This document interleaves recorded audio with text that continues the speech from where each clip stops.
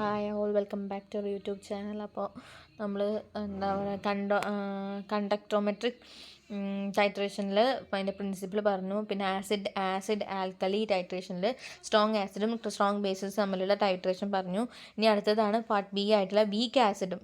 Acid കുറച്ച് വീക്കായി, പക്ഷേ strong ബേസാണ്. Strong base എന്ന് പറഞ്ഞാൽ നമുക്ക് ഓൾറെഡി അറിയാം NaOH. ആസിഡ് വീക്കായി കഴിഞ്ഞാൽ വീക്ക് ആസിഡ് എന്ന് പറഞ്ഞു കഴിഞ്ഞാൽ CH3COH വീക്ക് ആസിഡാണ്. അതേപോലെ സ്ട്രോങ് ആസിഡ് ആയിട്ടുള്ള NaOH ആയിട്ട് റിയാക്ട് ചെയ്ത് കഴിഞ്ഞാൽ initially the conductance is low due to the feeble ionisation of the acetic acid. എന്ന് വെച്ച് കഴിഞ്ഞാൽ CH3COH എന്ന് പറഞ്ഞു കഴിഞ്ഞാൽ അസിറ്റിക് ആസിഡാണ്. ആദ്യം തന്നെ എന്താണ് കണ്ടക്ടൻസ് കുറവായിരിക്കും. On the addition of the NaOH add ചെയ്യുന്ന സമയത്ത് കണ്ടക്ടൻസ് കൂടുകയാണ് ചെയ്യുന്നത്. NaOH neutralise the dissociated CH3COH to CH3CONa ആയിട്ട് മാറ്റുന്നു, വിച്ച് ഈസ് ഒരു സ്ട്രോങ് ഇലക്ട്രോലൈറ്റ് ഫോം ചെയ്യുന്നു. And increase in the conductance continues rise up of the equivalent point and beyond the equivalent point the conductance increases more rapidly with the addition of NaOH due to the highly conducting OH meiosis. അപ്പോൾ നമ്മളിപ്പോൾ NaOH add ചെയ്യുന്ന സമയത്ത് എന്താണ് അവിടെ conductance കൂടുമായിരുന്നു. ആദ്യം conductance വളരെ കുറവായിരുന്നു, കാരണം അതൊരു അസിറ്റിക് ആസിഡ് എന്ന് പറഞ്ഞു കഴിഞ്ഞാൽ ലെസ് ഫിയബിളാണ്.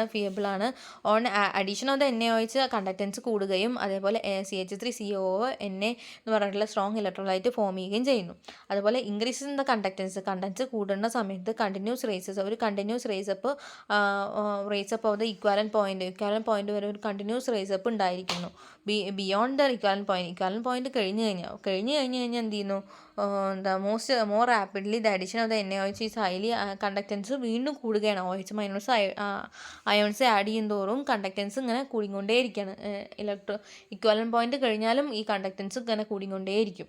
ഓക്കെ, ദെൻ അടുത്തതാണ് സ്ട്രോങ് ആസിഡും വീക്ക് ബേസും. നമ്മൾ സ്ട്രോങ് ആസിഡ് ആയിട്ടുള്ള HClഉം നമ്മുടെ വീക്ക് ബേസസ് എന്ന് പറഞ്ഞു കഴിഞ്ഞാൽ NaOH അല്ല. NaOH എന്ന് പറഞ്ഞാൽ സ്ട്രോങ് ബേസാണ്. ഈ വീക്ക് ബേസാണ് NH4OH. ഇനീഷ്യലി ദ കണ്ടക്ടൻസ് എന്ന് പറഞ്ഞാൽ HCl എന്ന് പറഞ്ഞു കഴിഞ്ഞാൽ കണ്ടക്ടൻസ് എന്ന് പറഞ്ഞാൽ വളരെ ഹൈ ആണ്. And then it decreases due to the replacement of the H+ ions by the slow moving NH4 ions replace ചെയ്യുന്നു.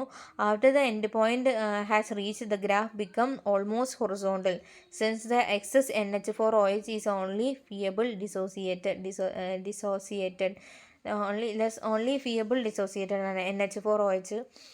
വളരെ ഒരു ഗ്രാഫ് എന്താണ് ഹൊറിസോണ്ടലായിട്ട് മാറുന്നു. സെൻസ് NH4OH എന്ന് പറഞ്ഞു കഴിഞ്ഞാൽ ഫിയബിളി ഡിസോസിയേറ്റഡ് ആയിട്ട് മാറുന്നു. ഇനീഷ്യലി കണ്ടക്ടൻസ് കുറവായിരിക്കും.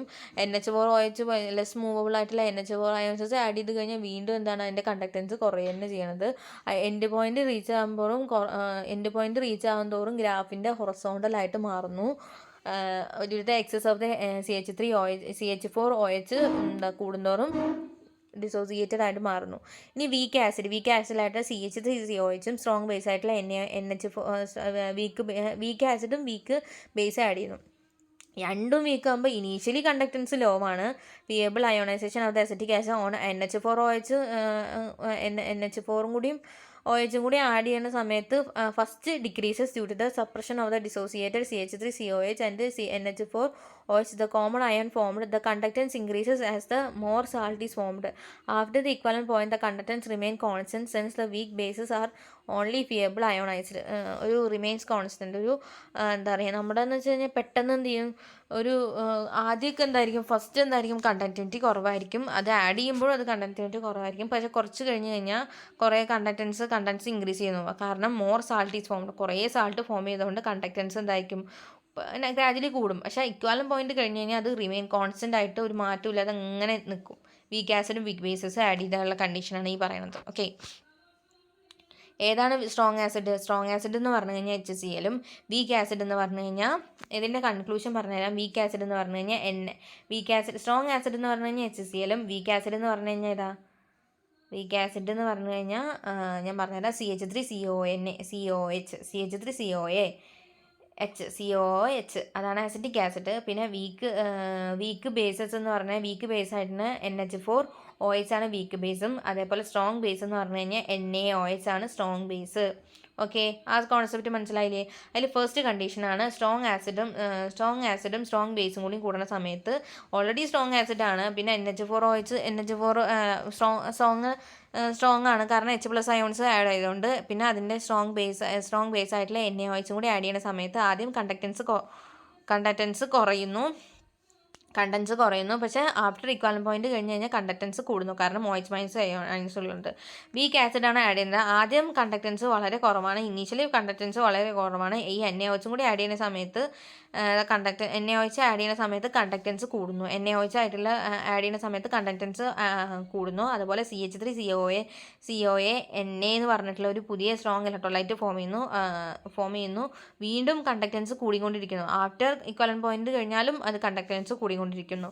ഇനി അടുത്തത് HClഉം NH4 സ്ട്രോങ് ആസിഡും വീക്ക് ബേസാണ് എടുത്തിരിക്കുന്നത്. ആദ്യം ഒരു ഇനീഷ്യലി കണ്ടക്റ്റൻസ് ഹൈ ആയിരിക്കും, പക്ഷേ NH4OH ആഡ് ചെയ്യുന്നതോറും അത് കണ്ടക്റ്റൻസ് കുറഞ്ഞ് ഇങ്ങനെ വരും. എൻഡ് പോയിന്റ് എത്തുമ്പോഴേക്കും ഒരു ഗ്രാഫ് എന്തായിരിക്കും, ഹൊറസോണ്ടലായിട്ട് മാറുന്നു. വീക്ക് ആസിഡ് വീക്ക് ബേസ് എടുക്കുകയാണെങ്കിൽ ആദ്യ കണ്ടക്റ്റൻസ് കുറവാണ്, ഇത് ആഡ് ചെയ്താലും കുറവാണ്. പക്ഷേ കുറച്ച് കഴിഞ്ഞ് കഴിഞ്ഞാൽ കുറേ സാൾട്ട് ഫോം ചെയ്തുകൊണ്ട് കണ്ടക്റ്റൻസ് കൂടി വരുന്നു. പക്ഷേ ഇക്വാലൻ പോയിന്റ് കഴിഞ്ഞ് കഴിഞ്ഞാൽ അത് ആഫ്റ്റർ ഇക്വാലൻ പോയിന്റ് അത് ഒരു റിമെയിൻ കോൺസ്റ്റൻ്റ് ആയിട്ട് അങ്ങനെ നിൽക്കുന്നു. ഇതൊക്കെയാണ് ഇതിൻ്റെ. അപ്പോൾ ഇത് മനസ്സിലായെന്ന് വിചാരിക്കുന്നു. കണ്ടോമെട്രിക് ടൈട്രേഷൻ, അതിൻ്റെ പ്രിൻസിപ്പിളും ആസിഡ് ആൽക്കലി ടൈട്രേഷൻ മനസ്സിലായെന്ന് വിചാരിക്കുന്നു. Thank you and have A nice day.